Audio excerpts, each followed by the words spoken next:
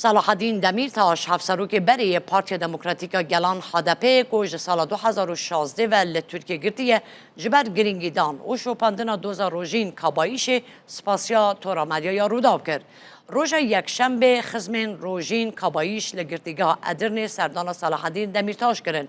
آب روژین احمد کاباییش تورا مدیای روداب را آخفی و گود دمیرتاش سلاوین خوین تایبت جکارمندین روداب رشاندن و جبر رومالکنا و مجارا کوهیا یا کاباییش روژین دستخوشی لوان کریه. آب روژین گود دمیرتاش مرا را گاندیه که اوج نزیک و دوسیه دشوپینه سپاسیا وان مدیایان کرد که خما گهاندن راستیان دخن.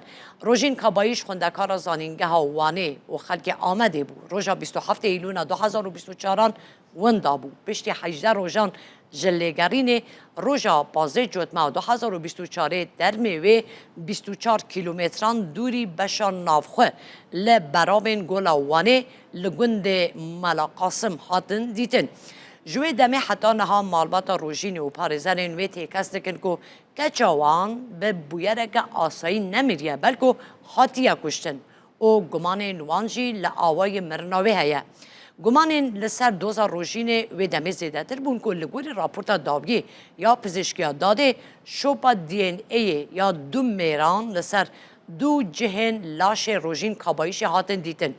اف دلیل بویا خالق سرکه ده داخازا پارزران دا جبو کور کرنا لیکولینان. طبی که نزیکی 2 سال بسر بویر را در باست بجی دوسیا هیجی وکری مایه مالباتا ویجی لبندا گشتنا راستیان و جزا کرنا تاوانبارانه. سلاوی جوارا جی پر هبو یعنی خصوصی جوارا گو سلاوی خو جوانا پر ببیجن خواصلا درفت هبو نوجی باتانا وامه